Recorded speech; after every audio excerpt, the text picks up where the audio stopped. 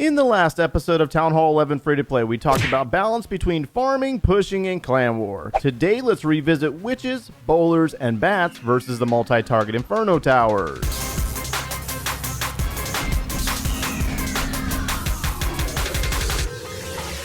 So I was looking at the comments a few moments ago, and it's actually quite entertaining how triggered some players get out there when it's like they realize that not everybody plays just like them. And it's one of those things that I was really trying to go for more of. You need to understand that you got a balance between the farming, the war, and the trophy pushing. If you follow the entire series, I do all of it. I do the trophy pushing, I do the farming, and I also do the clan war. Now, you might not always see the clan war, but I'll normally show you the results after the fact. So we do a little bit of everything here. We just don't zone in on one particular thing. What's going on, guys? My name is Joe, and welcome back for episode 37 of the Town Hall 11 free-to-play series. And what you might not know about this channel in the course of the last 4.5 years that I've been doing YouTube videos, minus my 1-year break off, is that we did a lot of clan war stuff in the past. I mean, I used to live it all the time clan war. Every single video was a clan war related video. And a lot of players were commenting the same things back then that they're commenting now. They couldn't get the siege machines, or they were having a really hard time with getting high-level heroes, and it's a little problematic when you're doing nothing but clan war all the time, but you're not addressing their real issues, and that is normally base development, because not everybody understands how to get to this point right here. So since we're on the topic of clan war, we're going to take a look at a clan war style army, and this is the army that I presented to you about 2 or 3 weeks ago. Now, one thing that I did not mention in the last video on this army is that it is a very dark elixir expensive army, and we saw a lot of comments in the last episode regarding this army saying rip dark elixir. Well, here's the story. If you farm a lot, or if you play a lot, you should be able to afford this one no problem. If you also take it into clan war and you win your attack, you should be able to recoup the resources that you spent in your war attacks. Just something to think about when it comes to clan war. You can always get your resources back if the clan actually wins. So it's just one of those things, you know what I mean? So we're working with no Barbarian King. Another thing to worry about when it comes to this army is that if you are working on upgrading your dark barracks, you do not want to train this army. It will take a really, really long time. Another flaw with this army is that if you cannot get wall wreckers, you need to figure out how you're going to get inside the base. Are you going to drop some troops and bring some wall breakers, or are you going to drop some troops or drop a spell or two and bring a jump spell? Just something to think about there. You have to have a plan for if you cannot get the wall wrecker, how are you going to supplement the army, and will it still be effective? That's really the question there. So here's what I was doing. I don't have my Barbarian King, and I was actually kind of curious. I wanted to go against the Joe V2 account. It's a higher level account, and I wanted to see if I could actually 3-star without my Barbarian King. And also I wanted to see what I could do against a base with the Barbarian King. So you'll notice that most of these attacks down here are 2 stars, and this was just me trying out different things. The last attack was a 94%. That's more of the one serious attack.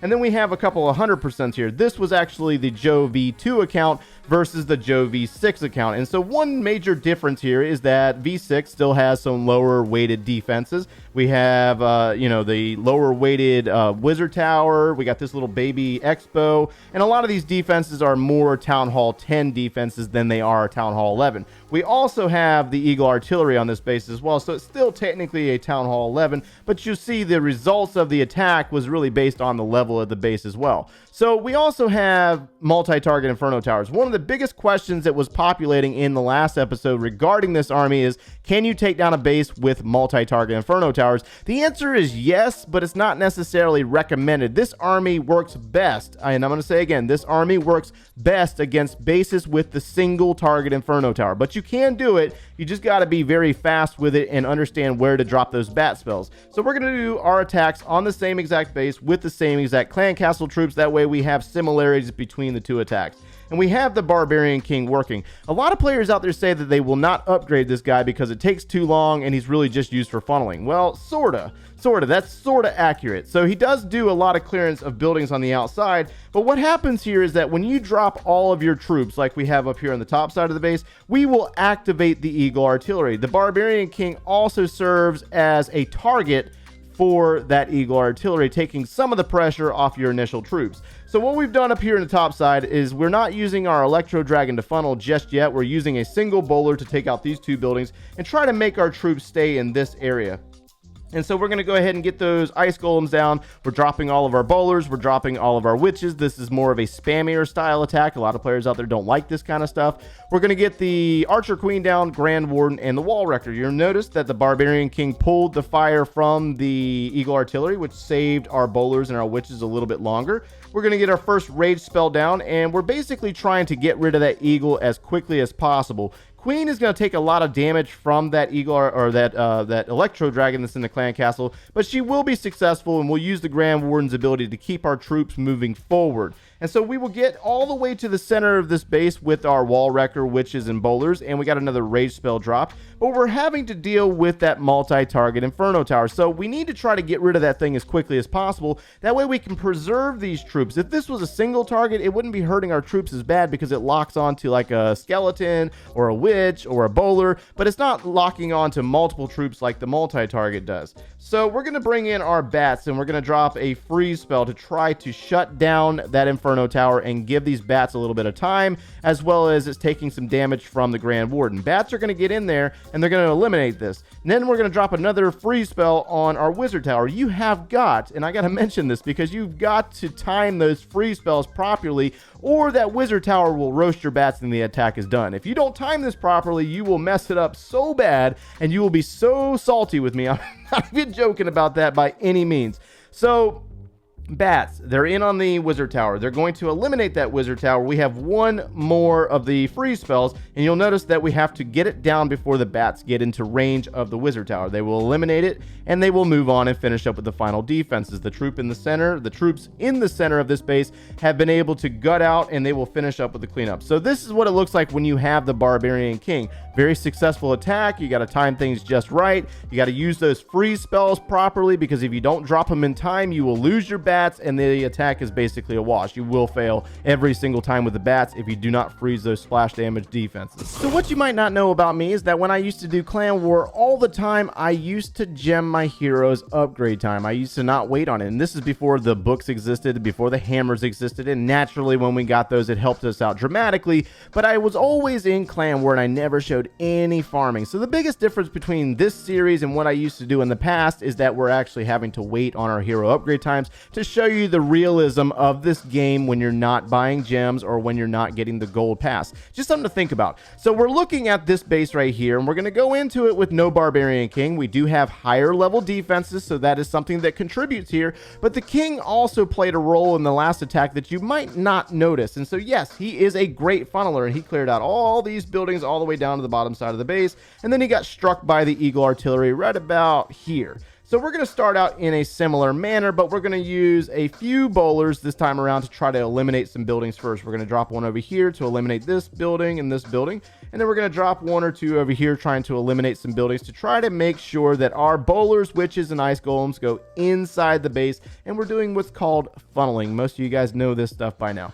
So we're going to get the ice golems down, we're going to drop our bowlers and drop the witches, and then we're going to activate the Eagle Artillery. So since we do not have our Barbarian King, the Eagle Artillery is going to target our troops at the very beginning of the attack. So while the Wall Wrecker is trying to open up the base, the Eagle Artillery is going to drop a barrage on top of our witches, bowlers, ice golems, and heroes. And so we're trying not to use our Grand Warden's ability so early in the raid. We want to try to save it for deeper in the raid where we got to deal with these clan castle troops.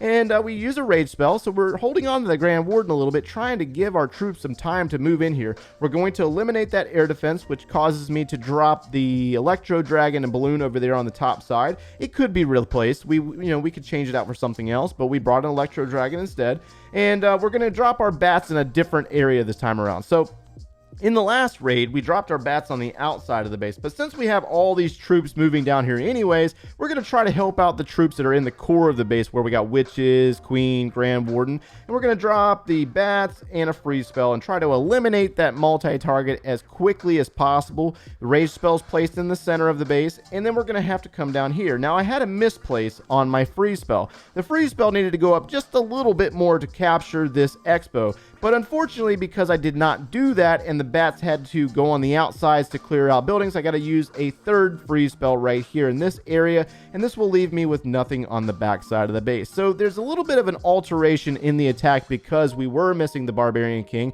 There was also a little bit of an alteration in the attack because we were dealing with higher level defenses than the previous attack. So these are just things that we have to take into consideration. Why I like to break away every once in a while and practice these things and test and see what's working, what's not working, whether we can attack without our Barbarian King, can we attack with it? You know, it's just one of those things. I like to try it out and see the results of both. What happens when you have a full army and what happens when you are missing components of that army. And these are things that you have to try out for yourself, but we try to capture it in the video. That way you don't have to do the work that I'm doing right now. So this is the results. 94% is where we finished out. I'm going to go ahead and break away from this attack because you did see the army, and I'm going to go out and find a base and spend off this army. And I need to put my Grand Warden back down today because we only have a few days left until the next clan or leagues. 11 days are remaining. So we've worked our way back up into Masters League, and we have found this base with a lot of elixir. I need this elixir in order to work on my Grand Warden, and this is really an ideal situation. I'm not talking about the level of defenses because naturally this is a very easy base to take down. You guys are going to say that already, but the single target Inferno Tower is what is ideal here. Now it looks like the Eagle Artillery is in the center of the base. So we're going to start out by trying to do some funneling with our Electro Dragon first, and looks like we got a large space on our building. So this is not ideal for the Electro Dragon itself, but we should be able to, use him in a manner to basically clear out inside the base. So let's do this. Let's drop a minion over here. Let's drop a Electro Dragon. Let's drop the balloon to sneak in, and we're going to go ahead and place an Ice Golem over here, as well as a few bowlers and a few witches. And then we're going to place our Ice Golems over here, line up our bowlers to back it up, and our witches to assist with this. And we're going to drop our Queen, Grand Warden, and our Wall Rector and try to get inside the base as quickly as possible. Now, we have activated that Eagle Artillery, and that's something that we do have to concern ourselves with. So we're going to go ahead and drop a Rage spell to speed this attack up a little bit. And they're going to work their way in, start taking down the Expo, working on the air defense. And unfortunately, we will lose our Electro Dragon, but it's okay. It's not that big of a deal. Looks like our troops are going to make it to the center of this base. Let's go ahead and drop a Rage spell there. And let's use the Grand Warden's ability when the Eagle Artillery barrage arrives. And looks like they're going to work their way to the opposite side. So let's go ahead and flank in with some of the bat spells. And let's freeze that. Oh, I didn't need to do it. The Ice Golem died and did it for me. So I wasted a freeze spell there. That's just something that happens. Not a big deal. And the bats are going to work their way around. And let's save our freeze spell for this area over here. Let's go ahead and time it right there. Let's drop the freeze spell. Bats are going to move in, take down that wizard tower. They're going to split, go after an archer tower. Very simple base that we have to deal with here. Still got a lot of Ice Golems. A lot of times they will not last this long because of the... You see what happens when you're talking? This is what happens when you're talking. The only reason I got lucky there is because that wizard tower was so weak. So you got to time that freeze spell just right, and I did not do it because I was yakking my lips. So... we will overpower this base and we will get all the resources necessary. Not enough to put the Grand Warden down, but I'm going to show you how we can go about making sure that we get our Grand Warden down here in the next couple of minutes, because I have a rune of elixir that I have been sitting on since early Town Hall 10 that we got from a clan games, like, I don't know, maybe 3 or 4 months ago. I've lost track. It was a really long time ago. We've been sitting on this rune of elixir for such a long time. Let me look if okay, I meant to make sure I still had it. But we're going to go ahead and do this. We're going to spend off the 3 mil worth of elixir, and we're going to take it down to 253,000. You could get lower than that. I get it, but I'm not even really stressing it. It's not a big deal. I play a lot. If you don't play a lot, then you might want to go back up to 3 million and spend it off before you waste a rune, so to speak. But we're going to go ahead and use this rune of elixir right now and take us all the way up to max. This is why we maxed out our elixir storages in the very beginning of this series. And we're up to 10 million in elixir, which will allow me to put the Grand Warden back down for the next 6 days and 12 hours to level 14. So this army is not necessarily recommended without the Grand Warden. If you cannot get the siege machines, if you don't have a Grand Warden, don't use this army. It's not going to be very effective. You might want to use Electro Dragons instead. Just something to think about. Just a word of advice, so to speak. So hopefully you're able to get something out of today's video. And if you enjoyed the content, make sure you leave a like on the video and subscribe if you have not done so already. And if you need any additional video support or you want to see this series from the very beginning, click one of those links over there, and we will see you in the next one, guys. Take care.